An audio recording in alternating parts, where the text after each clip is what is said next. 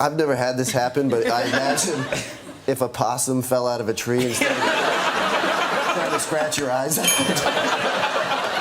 it would be something similar.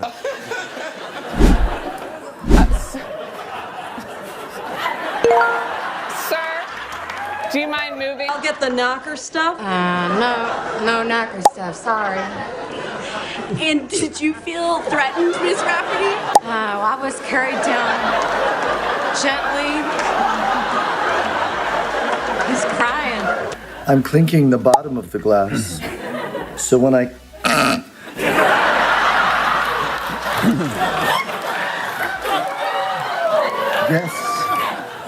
Guess what body part I want you to kiss now?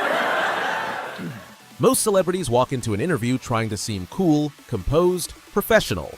Ryan Gosling walks into an interview and within 10 minutes, the host is crying with laughter.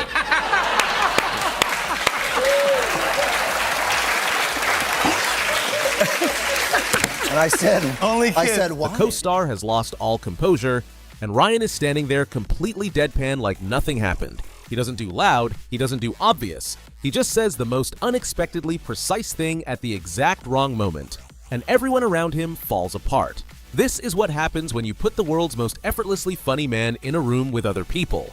Nobody walks out the same. Man, you got screwed. Oh, you think, Todd? In 2015, Ryan Gosling hosts SNL for the first time. The sketch is called Close Encounter. 3 people were abducted by aliens. 2 of them, Gosling and Cecily Strong, had a transcendent, beautiful experience. McKinnon's character, however, had quite a different experience. She describes everything that went wrong for her, and then she gets to the part where the aliens dropped her.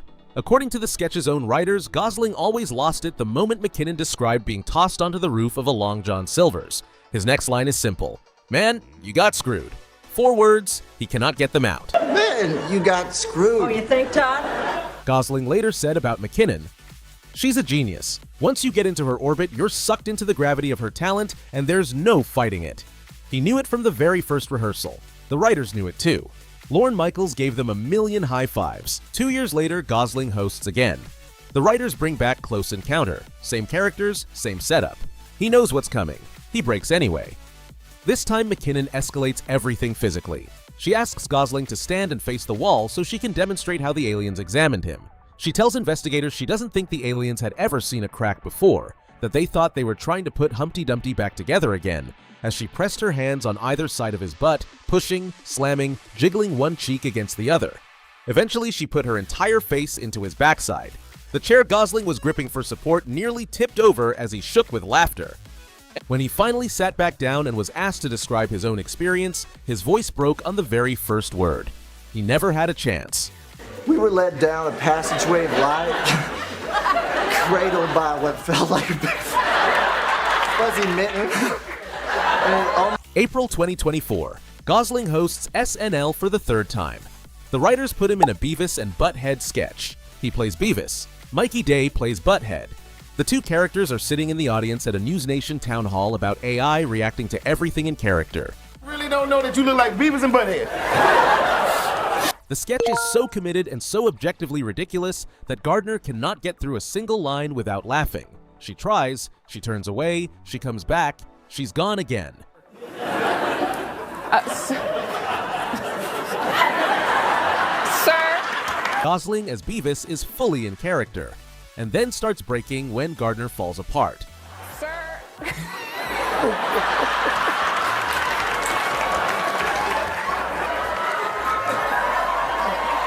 But even he starts breaking when Gardner falls apart. An SNL cast member breaking character is notable. The host breaking is expected. I'm very busy too. Both happening simultaneously, feeding off each other, in a live broadcast. That's the sketch becoming something else entirely. It became one of the most viral SNL moments of the entire year, specifically because neither of them could keep it together. March 2026. Gosling hosts SNL for the 4th time. The sketch is called Wedding Tradition. He plays a wedding guest who keeps clinking his glass to make the bride and groom kiss, but with increasingly specific instructions about exactly what kind of kiss he wants. He barely makes it through the first line before he starts going. The sketch itself gets more absurd with every clink. When the bride's siblings start giving a toast and he has to clink for them too, Gosling just reads his lines through barely contained laughter, half turning away from camera between sentences.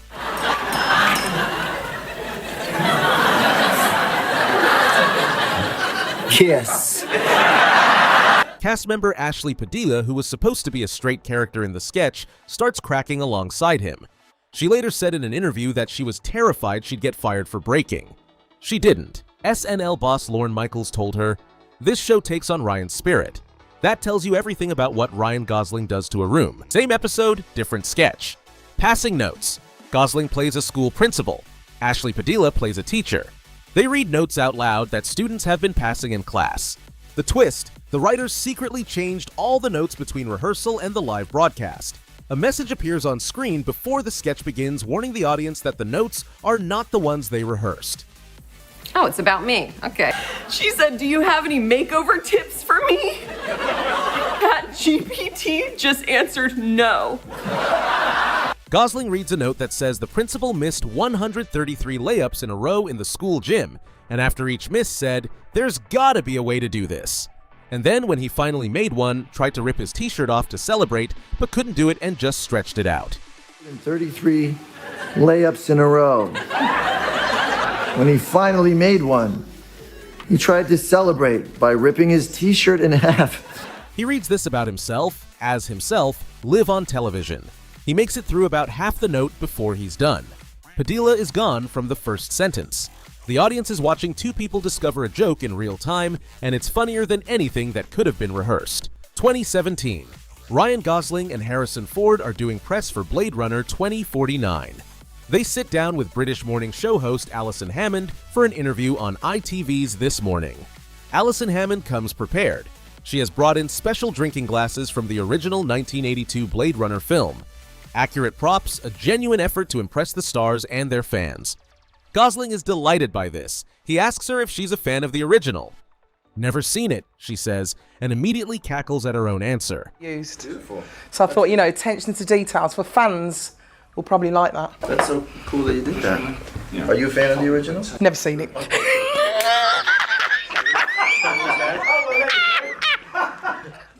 I appreciate your... That's the match that lights the fire. Gosling loses it. Ford loses it. The special glasses get used, drinks get poured. Ford, when asked what his reaction was to being called back for the sequel, jokes that his answer was basically, "Show me the money." Would you be interested? I said. How much? Show me the money. Gosling's response to Hammond, "I appreciate your candor," while visibly shaking, is one of the greatest interview moments of his career. Three people who should not have been this funny together, completely destroying each other for 6 minutes. You guys need help with the cameras? Can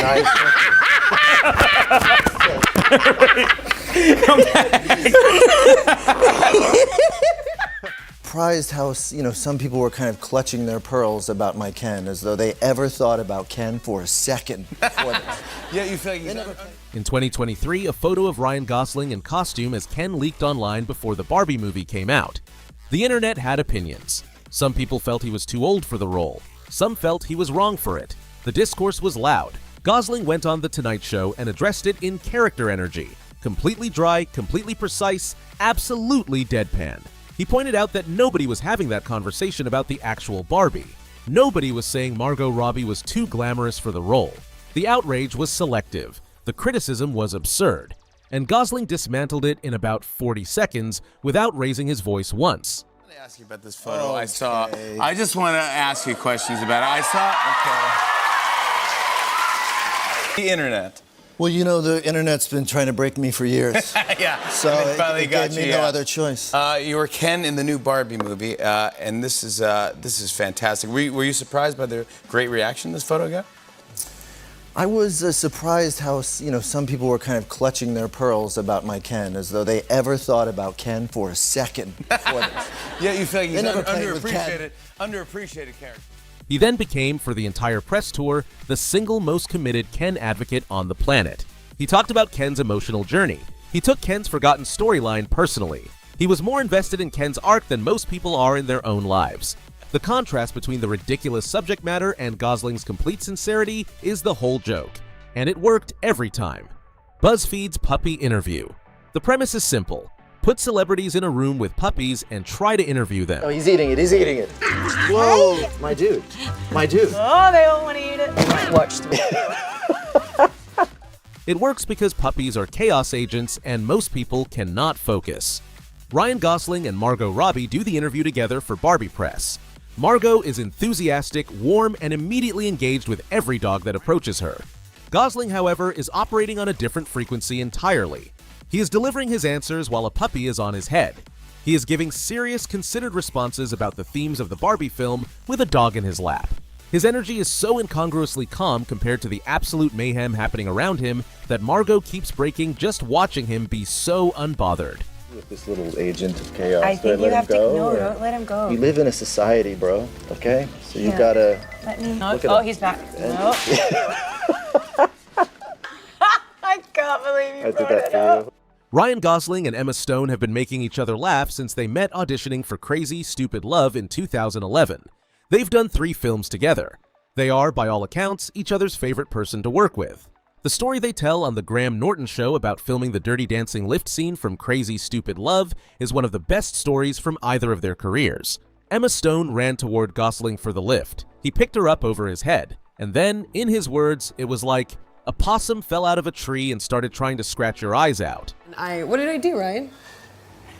I've never had this happen, but I imagine if a possum fell out of a tree and started trying to scratch your eyes out, it would be something similar. Stone panicked midair. She grabbed his face. She scratched at him. She was not in any way having the time of her life.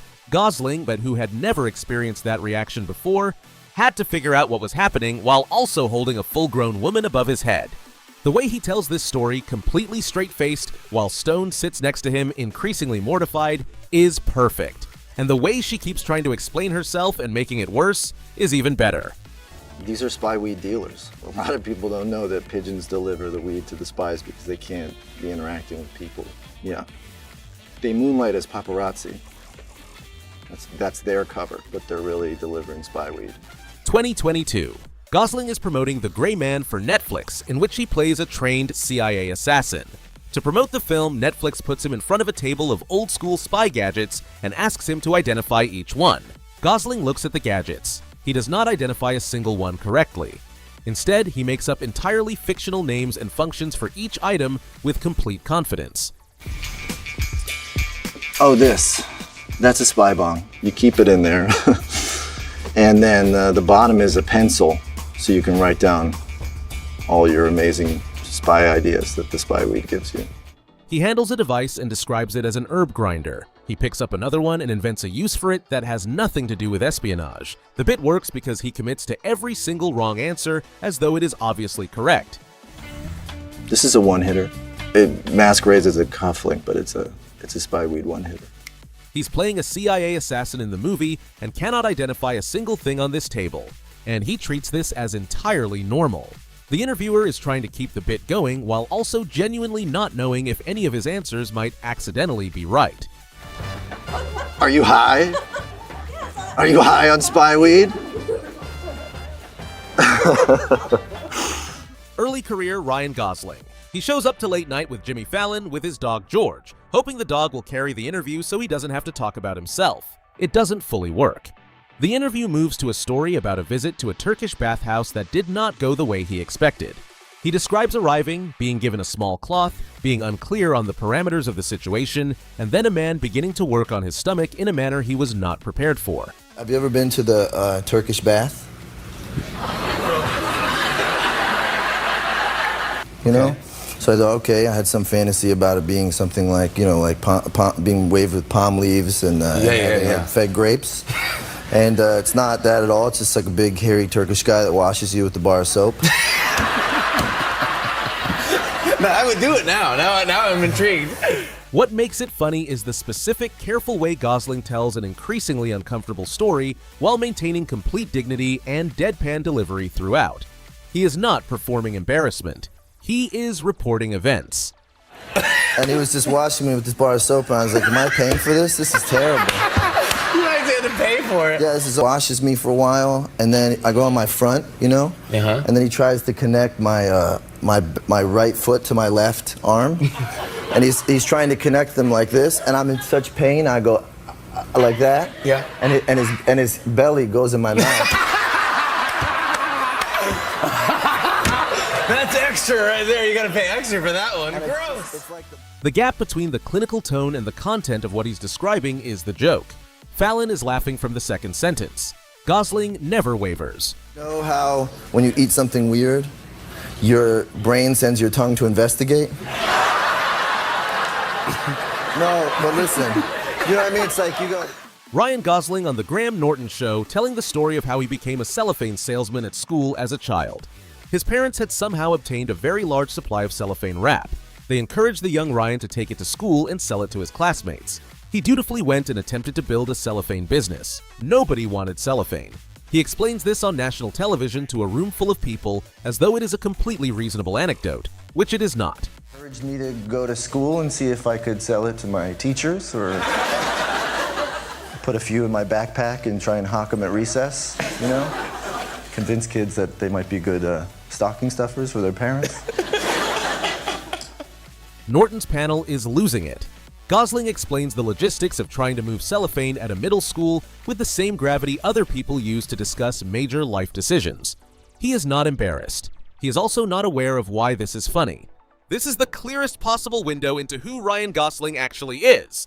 Ryan Gosling doesn't try to be funny. He doesn't time his jokes. He doesn't lean into moments. He just says the thing that is most accurately true in the most precise way possible. Nice as someone. The dream was someone would just say, I'll take all of it. Never happened. It's a weird story. I don't know. It is a bit weird now, Yeah. you tell it. Yes. And somehow, that is the funniest thing in the room every single time. Every interviewer who has sat across from him has left slightly off balance. Every co-star who has been next to him on a live set has broken at least once. And every time he hosts SNL, the entire cast forgets they're professionals. He is the calmest chaos in Hollywood, and nobody around him is safe. If you want more celebrity breakdowns, unexpected interview moments, and the kind of content that makes you forget you were supposed to be doing something else, subscribe to Fame Vault. Drop a comment with your favorite Ryan Gosling moment, and we'll see you in the next one.